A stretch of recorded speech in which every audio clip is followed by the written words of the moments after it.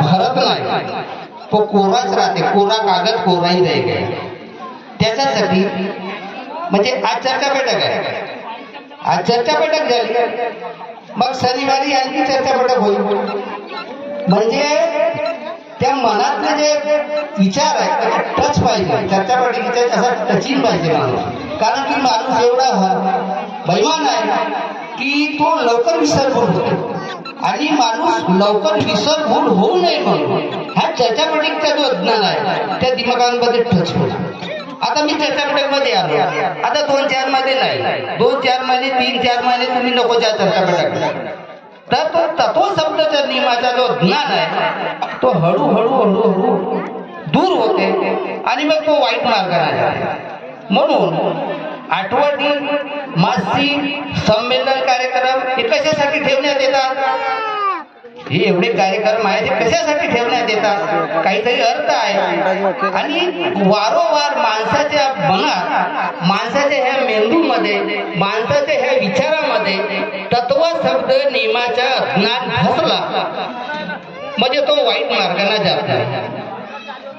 कदाचित एक वेळेस चर्चा बैठक मध्ये आला आणि वर्षभर गेलाच नाही, तो हळूहळू तत्व शब्द नियमाचा जो ज्ञान आहे ह्या बुद्धीमधून हळूहळू दूर होते आणि मग तो वाईट मार्गाने जात असतो. म्हणून बाबाजी आठवडी चर्चा बैठक, मासिक चर्चा बैठक, संमेलनाचे कार्यक्रम लाखो पैसे खर्च कशासाठी करतात की हा सेवक आहे, हा सेवक याच्या माध्यमातून त्याच्या दिमागामध्ये तत्व शब्द नियमाचा ज्ञान ठसून राहील आणि तो ह्या मानव धर्माच्या माध्यमातून चालत आणि आपल्या घरचे दुःख दूर होतील.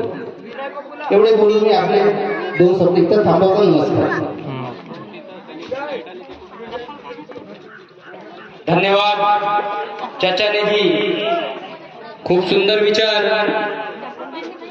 चर्चा बैठक दिल्याने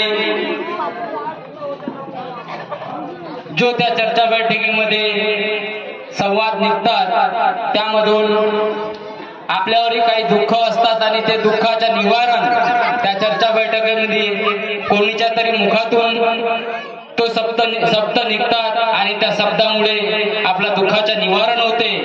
चर्चा बैठक गेल्याच पाहिजे. चर्चा बैठकीमध्ये आपले संपूर्ण दुःख दूर होतात. महान त्यागी बाबा जुंदेवजी आणि भगवान बाबा हनुमानजी त्या चर्चा बैठकीमध्ये उपस्थित राहतात आणि चर्चा बैठकीमध्ये वारंवार प्रणाम करून आपले स्वतः आपण दुःख दूर कर शकतो. चर्चा बैठक आमची तुमची नव्हे तर त्या भगवंताची चर्चा बैठक आहे. त्या भगवंताच्या चर्चा बैठकीमध्ये आपण गेलाच पाहिजे.